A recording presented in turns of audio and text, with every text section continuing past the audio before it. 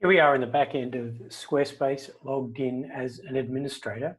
In this session, I'm going to take you through some of the administration functions and some of the features of the admin side of Squarespace.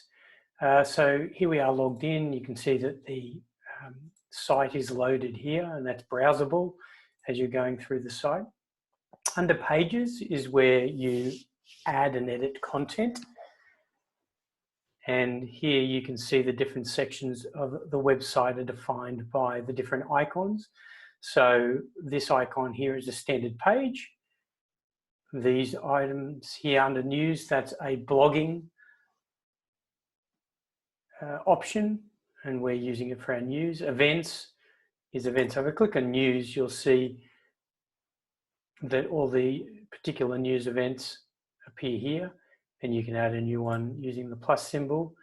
Events is much the same. You can see in Pages though, it doesn't have any sub-pages the way it's set up here. How we add pages to a particular section, for example, the About page. You can see here a number of pages that you can link to under About Us. They appear here over in the unlinked section. And doing it this way just avoids having mouse over menus that can grow very long. And it's a nice user-friendly way to add content to your website. I've also got a shopping cart.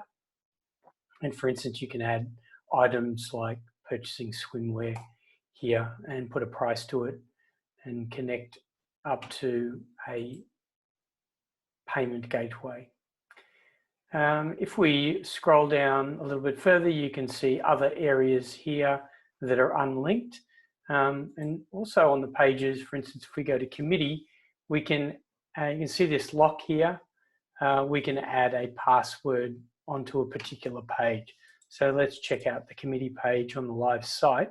If we go to About, click on Committee, you'll see there that it's accessed freely, but if we change the password, change the password, click on Save, you'll now require a password to get into the committee section of the website. Type in committee. So this could be a good option for storing content that you don't want made public. Looking further into the admin interface, under Design, that's quite a complex area where you can change your site styles, fonts, colors. Takes a little bit of getting used to, but it's certainly still very user-friendly. We close that, go back to Done.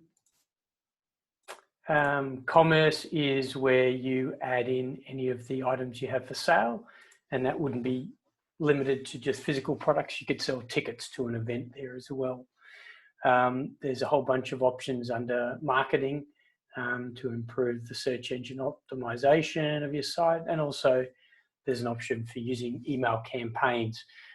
For this trial site, I've connected up a MailChimp newsletter option for that.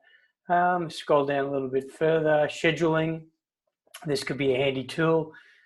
This is where you can integrate with Acuity for booking into swim sessions. It's very easy to set up and very easy for users to book and pay for swim sessions. If we go down to analytics, there's some nice analytics there. You can see the activity on the website. For instance, the year to date, you can see on this particular site, 38 visits when we sent this email out for people to have a look at this site. If we go down to profiles, here's where you can go into a little bit more detail with your different audiences, and it integrates quite closely with Squarespace's marketing tool. It takes a little bit to get used to. We go into settings, you can see site availability. Of course, it's public. There's a member area here, but that's not to be confused with what we spoke about with the password protected content.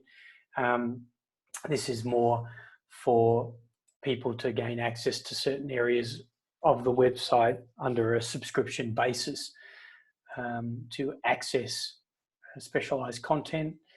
A little bit further here, we can go down to permissions, and you can see that you can invite contributors, you can have administrators, content editors, billing managers.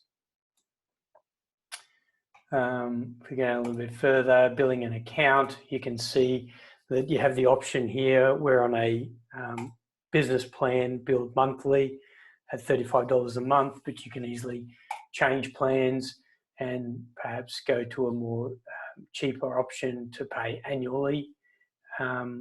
Different features require more payments, so the online shopping cart requires another $5 per month on top of the business plan. Just go back to settings.